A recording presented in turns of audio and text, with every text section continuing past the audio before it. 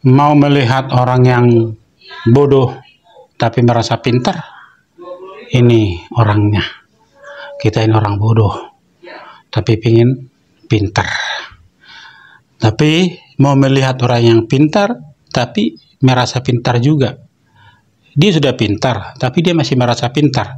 Mau melihat orangnya? Nah, inilah mereka. Kami malam ini adalah orang-orang yang berkumpul yang sangat mencintai tanah air Indonesia, tapi kami mengharapkan Presiden Prabowo bersama dengan rakyat, bukan bersama dengan yang membuat Indonesia gelap selama 10 tahun, yaitu Joko Widodo. Itu sebenarnya prinsip kita berkumpul malam ini.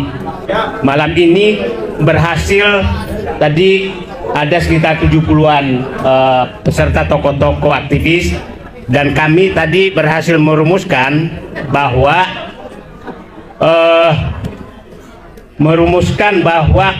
mengharapkan dan mendesak Presiden Prabowo untuk melakukan tindakan tegas untuk memperbaiki Indonesia dan melepaskan Indonesia dari kondisi Indonesia gelap. Butirnya adalah kira-kira yang kita sepakati bahwa berharap Presiden Prabowo sampai dengan 20 April, yaitu 6 bulan sebagai presiden, lantik 20 Oktober, itu melakukan perbaikan yang sangat nyata. Pertama adalah bahwa harus ada tindakan nyata terhadap oligarki yang sudah nyata-nyata mengkooptasi kekuasaan negara. Yang kedua, terhadap pelanggaran-pelanggaran yang dilakukan oleh Joko Widodo, kami juga menuntut agar Presiden Prabowo melakukan tindakan untuk memberikan sanksi terhadap kesalahan-kesalahan tersebut. Yang ketiga adalah kita berharap agar Presiden Prabowo juga betul-betul membersihkan kabinetnya dari pihak-pihak yang ingin yang kita menganggap bahwa tidak bersih. Nanti nama-namanya kita akan sebutkan. Yang keempat adalah bahwa kita minta Presiden Prabowo betul-betul menegakkan hukum dengan memperbaiki dan mengganti aparat-aparat hukum yang nanti. Nah, itulah pendapat mereka dan narasi mereka dan tuntutan mereka. Perlu saya kasih tahu, ya. Sebelumnya jangan di skip dulu, tolong ditonton sampai selesai supaya bisa kita sama-sama memahami, ya. Pertama, pemerintahan kita ini adalah pemerintahan presidensial, ya. Saya juga tidak perlu menjelaskan apa itu, tapi yang jelas pemerintahan kita juga memiliki badan perwakilan, yaitu DPR RI atau DPRD tingkat 1 dan DPRD tingkat 2. Apa fungsi DPR? Mereka adalah perwakilan suara rakyat untuk disampaikan kepada pemerintah, ya. Bisa juga kita langsung kepada pemerintah atau dalam hal ini presiden, bisa.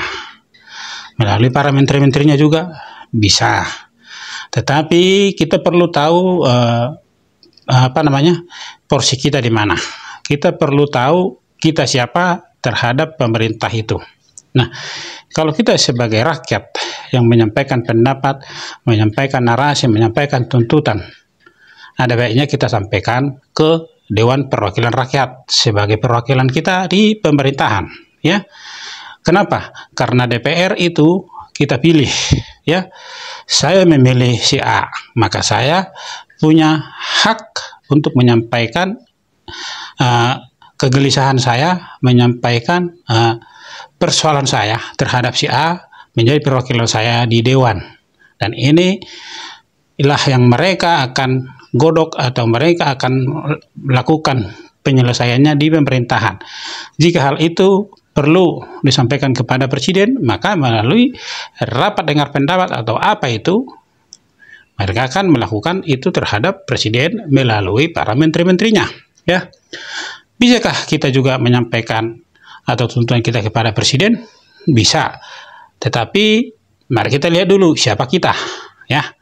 Kita adalah orang yang memilih Prabowo menjadi presiden dan Gibran sebagai wakil presiden. Dan kita tahu, ya, Prabowo dan Gibran menjadi presiden dan wakil presiden adalah juga atas dukungan daripada Jokowi. Nah, kita tahu itu, dan tetap kita memilih bahwa Presiden Prabowo lah yang harus memimpin negara ini melalui pemilu yang sudah berlalu 1 tahun yang lalu. Nah, jadi sekarang kita bisa sampaikan tuntutan kita kepada Prabowo karena kita punya hak atas suara yang kita berikan. Kita punya hak untuk menyampaikan teguran juga atau menyampaikan permasalahan kita langsung kepada Presiden karena kita memilih beliau menjadi pimpinan kita di negara ini. Yang menjadi persoalan adalah mereka-mereka ini. Kita tahu bahwa mereka bukanlah orang yang menginginkan Prabowo menjadi presiden.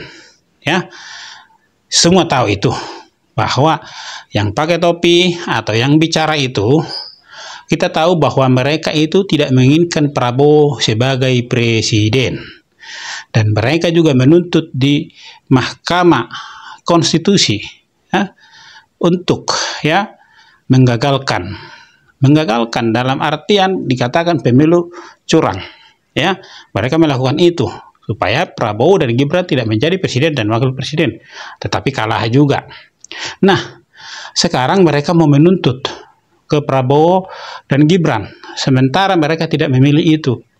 Berani sekali mereka melakukan itu atas nama rakyat yang mana ya. Makanya saya sampaikan tadi di awal ada perwakilan. Sekarang hak mereka untuk menyampaikan tuntutan itu, sampaikanlah itu melalui Dewan Perwakilan Rakyat. Jangan paksakan dirimu untuk menuntut Prabowo melakukan apa yang kau ingini, sementara diri bukanlah orang yang engkau inginkan menjadi presiden. Jadi disinilah saya bilang orang pintar yang merasa pintar ya. Dia pintar tapi tidak tahu kemana dia harus berpendapat, kemana dia harus menyampaikan segala keresahan, kemana dia harus menyampaikan segala tuntutannya. Saya tidak mungkin memaksakan kehendak saya kepada orang yang tidak saya ingini, ya. Tetapi saya akan menyampaikan, saya akan bertukar pikiran, saya akan mencari solusi, saya akan mencari jalan keluar dengan orang-orang yang sepaham dengan saya. Ya, dalam artian di sini carilah solusi hidupmu yang sepaham dengan kau, yaitu anggota dewan yang ada di Senayan sana. Ya, jangan kau tuntut Prabowo untuk melakukan apa maumu. Bukankah engkau tidak mau menjadikan dia presiden? Ya, kita yang mau menjadikan Prabowo presiden, kita tetap mengimbau, menuntut beliau untuk melakukan sesuai janjinya. Karena apa? Kenapa kita berani menuntut itu? Karena kita memilih dia. Maka itu kita sampaikan kepada dia supaya Presiden Prabowo melakukan apa yang dia janjikan. Ya, dia berjanji kepada rakyat dan janji itu diterima oleh mereka yang memilih dia. Yang tidak memilih dia, ya silakan aja duduk tenang di sana. Nah, kalau tidak terima, ya sampaikan keluhanmu kepada dewan yang kau pilih. Nah, itulah artinya ada DPR. Jangan pula kau pilih, ya. Jangan pula kau pilih anggota DPR yang menjadi duduk di Senayan sana, tapi tidak kau kasih tugas mereka, ya. Kasih pekerjaan kepada mereka. Itulah tugas mereka. Makanya mereka menjadi anggota dewan. Jangan pula dikit-dikit ke Prabowo, dikit-dikit ke Prabowo. Terus tugas DPR-nya apa? Ya. Jadi saudara yang bertiga ini, terlebih yang di tengah sama yang pakai topi, ya, yang katanya mereka berdua adalah pakar.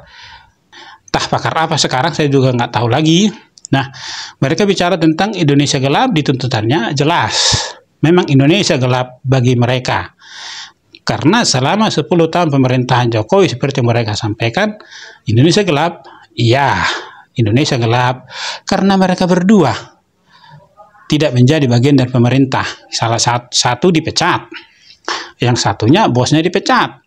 Karena dia merasa malu, bosnya dipecat, dia ikut-ikutan keluar. Dengan kata lain, dia keluar mengundurkan diri, dia ambillah nama baik untuk dirinya dan mengatakan dirinya itu manusia merdeka. Saya rasa apa yang mereka lakukan ini adalah orang-orang yang pintar tapi tetap merasa pintar. Jadi, artinya mereka tidak sadar siapa mereka, mereka tidak sadar di mana mereka duduk, mereka tidak sadar di mana mereka seharusnya berdiri.